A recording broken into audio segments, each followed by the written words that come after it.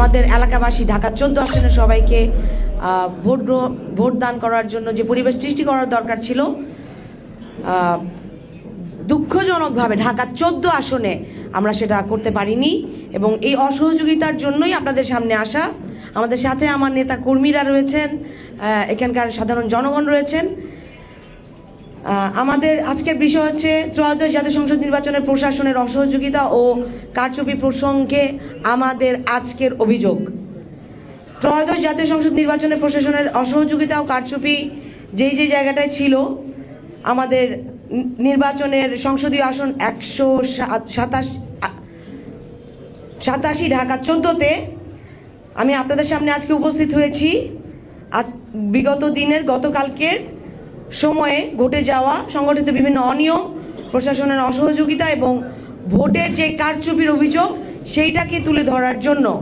অন্তত ঢাকা 14 আসনে আমরা আশা করেছিলাম একটা অবাধ, সুষ্ঠু ও নিরপেক্ষ পরিবেশ দিতে পারবো, কিন্তু বাস্তব চিত্র ছিল এটার থেকে ভিন্ন। নির্বাচন চলাকালীন ও ফলাফল প্রক্রিয়ায় একাধিক অনিয়মের ঘটনা ঘটে, যা পুরো প্রক্রিয়াকে এখন প্রশ্নবিদ্ধ করেছে। এবং ঢাকা 14 আসনের এই অভিযোগগুলো, নিম্নোক্ত অভিযোগগুলো আসলে উল্লেখযোগ্য। যেমন, বহু ভোটারকে কেন্দ্রে গিয়ে ভোট প্রদান থেকে বিরত রাখতে বাধা দেওয়া হয়েছে এবং বিভিন্নভাবে ভয়ভীতি প্রদর্শন করা হয়েছে। অনেকগুলো কেন্দ্রে ভোট গণনার সময় কারচুপির অভিযোগ পাওয়া গেছে। পোলিং এজেন্টদের কাছ থেকে ভোট গণনার পূর্বেই ফলাফল শিটে স্বাক্ষর নেওয়া হয়েছে, যা সুস্পষ্টভাবে নির্বাচন বিধিমালার পরিপন্থী। প্রশাসনের নিরপেক্ষ ভূমিকা প্রত্যাশিত থাকলেও বাস্তবে একাংশের অসহযোগিতা ও পক্ষপাতমূলক আচরণের অভিযোগ রয়েছে।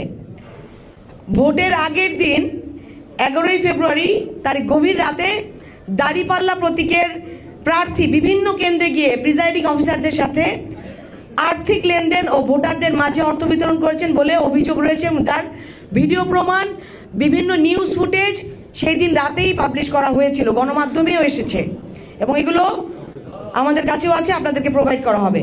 পোলিং এজেন্টদের স্বাক্ষর ছাড়া রেজাল্ট শিট প্রকাশ করা হয়েছে, এগুলো আমাদের কাছে আছে। আইনি প্রক্রিয়ার জন্য আমরা এগুলোকে আপনাদের সামনে আনবো। পোলিং এজেন্টদের জোর করে কেন্দ্র থেকে বের করে দেওয়া হচ্ছে। আমি আপনাদেরকে যতগুলো পয়েন্ট বলছি, প্রত্যেকটা পয়েন্টের জন্য এখানে প্রত্যেকজন এজেন্ট, প্রত্যেকজন আমাদের যে কর্মী এখানে আছেন, যারা এগুলো মুখোমুখি হয়েছেন, যারা এগুলো শিকার হয়েছেন। ফলাফল প্রদানে অযৌক্তিক গড়িমসি বিলম্ব করা হয়েছে। বিগত রাত 12টা মাঝরাত পর্যন্ত জানানো হয়নি কোন কেন্দ্রের কত নাম্বার ভোট, কোনোভাবেই একদম চুপ রাখা হয়েছিল। ঢাকা 14 আসনের কোনো ফল প্রকাশ হচ্ছিল না।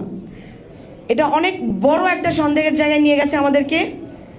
কেন্দ্রের পূর্ণাঙ্গ ফলাফল কোনো কেন্দ্রে প্রকাশ না করেই সরাসরি নির্বাচন কমিশনে পাঠিয়ে দেওয়া হয়েছে এবং নির্বাচন কমিশনে ব্যালট পেপারে হস্তান্তর করা হয়েছে। নির্বাচনের দিন সকাল থেকে, বিশেষ করে দুপুরের পর থেকে পোলিং এজেন্ট ও দায়িত্বশীলদের উপর প্রশাসনিক লোকজন দ্বারা এবং ওই যে দল তাদের লোক দ্বারা শারীরিক আক্রমণ করা হয়েছে এবং আমাদের নেতা কর্মীদের যাদের করা হয়েছে তারা আছেন এখানে, আপনারা যদি তাদের সাথে কথা বলতে চান। এসব ঘটনা শুধু একজন প্রার্থীর প্রতি নয়, বরং গণতান্ত্রিক প্রক্রিয়ার প্রতি অবিচার। এটি নির্বাচনের গ্রহণযোগ্যতা নির্ভর করে তার স্বচ্ছতা, নিরপেক্ষতা ও সঠিক গণনার উপরে, কিন্তু এখানে সেই মৌলিক নীতিগুলো লঙ্ঘিত হয়েছে। এবং আমার সাথে আমার অনেক সিনিয়র নেতৃবৃন্দ এই ক্ষেত্রে আমাদের আহত হয়েছেন এবং পোলিং এজেন্টরাও। আমাদের দাবিগুলো হলো, উল্লেখিত সকল অভিযোগের নিরপেক্ষ উচ্চ পর্যায়ে তদন্ত করতে হবে, স্থগিত করতে হবে এই আসনের সকল নির্বাচনী ঘোষণা, সংশ্লিষ্টদের বিরুদ্ধে আইনানুগ ব্যবস্থা গ্রহণ করতে হবে, প্রয়োজনে সংশ্লিষ্ট কেন্দ্রগুলোর ফলাফল বাতিল করে পুনর্নির্বাচনের ব্যবস্থা করতে হবে। উপস্থিত গণমাধ্যমের সকল প্রতিনিধিদের আহ্বান জানাচ্ছি, আপনারা বিষয়টি গুরুত্ব সহকারে জনগণের সামনে তুলে ধরবেন এবং একটি সুস্থ তদন্ত ও ন্যায় বিচার নিশ্চিত করতে সহযোগিতা করবেন। অনেক ফলাফল শিটে অনেক কেন্দ্রের বেশি কম দেখানো হয়েছে এবং আমাদের জাহানাবাদ থেকে শুরু করে, আমি আপনাদের কাছে কেন্দ্র নামগুলো দিচ্ছি না, সকল বিস্তারিত আমাদের কাছে আছে। এইটা আমরা আশা করিনি। আজকে দাঁড়িয়ে এত সুন্দর একটা পরিবেশে আমরা আমাদের নির্বাচনটা করতে চেয়েছি। জনগণ তাদের নিজেদের মত প্রকাশ করতে চেয়েছে, ভোটাধিকার প্রয়োগ করতে চেয়েছে 15 বছর পরে।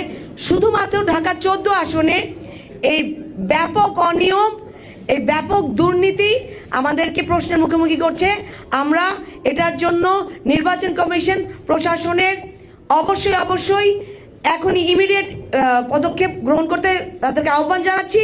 এবং আমাদের ঢাকা 14 জনতা এটা মানবে না, এবং যতক্ষণ পর্যন্ত না এই ব্যবস্থা গ্রহণ করা হচ্ছে ততক্ষণ পর্যন্ত আমরা আমাদের দাবি জারি রাখবো। ধন্যবাদ। জি, বাংলাদেশ জিন্দাবাদ।